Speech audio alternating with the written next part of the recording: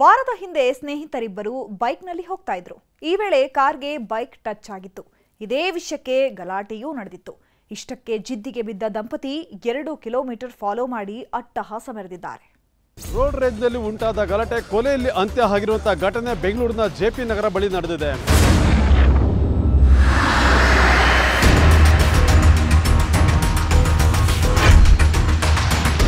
ದರ್ಶನ್ ಎಂಬ ಬೈಕ್ ಸವಾರ ಸ್ಥಳದಲ್ಲೇ ಸಾವನ್ನಪ್ಪಿದ್ರೆ ಮತ್ತೊಬ್ಬ ಬೈಕ್ ಸವಾರ ವರುಣ್ ಎಂಬಾತನಿಗೆ ಗಂಭೀರ ಗಾಯ ಆಗಿತ್ತು.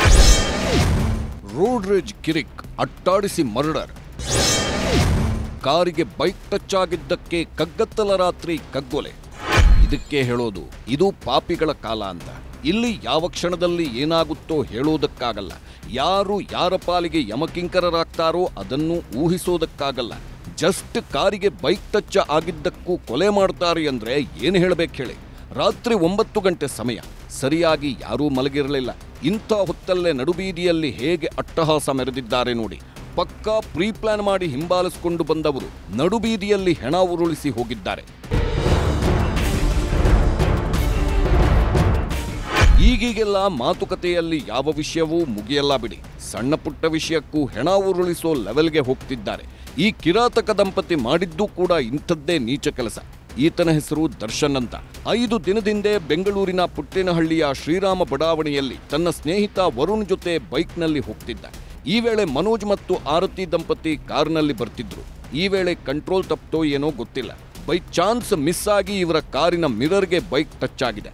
ನಂತರ ಇದೇ ವಿಷಯವಾಗಿ ಮಾತಿನ ವಾಕ್ಸಮರವೂ ನಡೆದಿತ್ತು. ನಂತರ ದರ್ಶನ್ ತನ್ನ ಪಾಡಿಗೆ ತಾನು ಫ್ರೆಂಡ್ ಜೊತೆಗೆ ಅಲ್ಲಿಂದ ಜಾಗ ಖಾಲಿ ಮಾಡಿದ್ದ. ಆದರೆ ಈ ರಾಕ್ಷಸ ದಂಪತಿ ಕಿಚ್ಚು ಮಾತ್ರ ಆರಿರಲಿಲ್ಲ. ಸುಮಾರು 2 ಕಿಲೋಮೀಟರ್ ದೂರ ಫಾಲೋ ಮಾಡ್ಕೊಂಡು ಬಂದು ಅಟ್ಟಹಾಸ ಮೆರೆದಿದ್ದಾರೆ.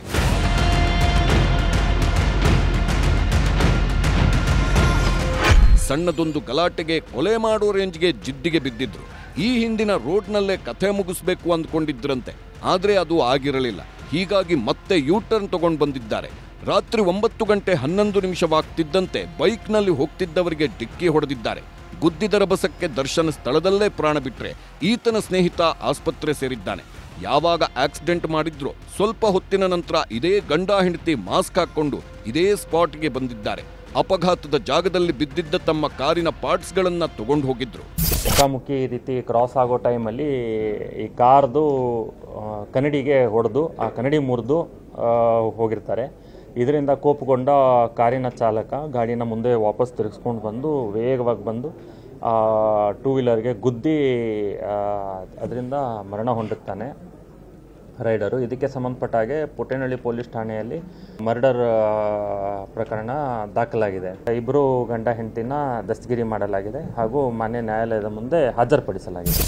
ಯಾರಿಗೂ ಕಾಣಬಾರದು ಅಂತ ಮಾಸ್ಕ್ ಹಾಕೊಂಡು ಬಂದರೂ ಇವರ ದುಷ್ಕೃತ್ಯ ಮಾತ್ರ ಸಿಸಿಟಿವಿಯಲ್ಲಿ ಸೆರೆಯಾಗಿತ್ತು.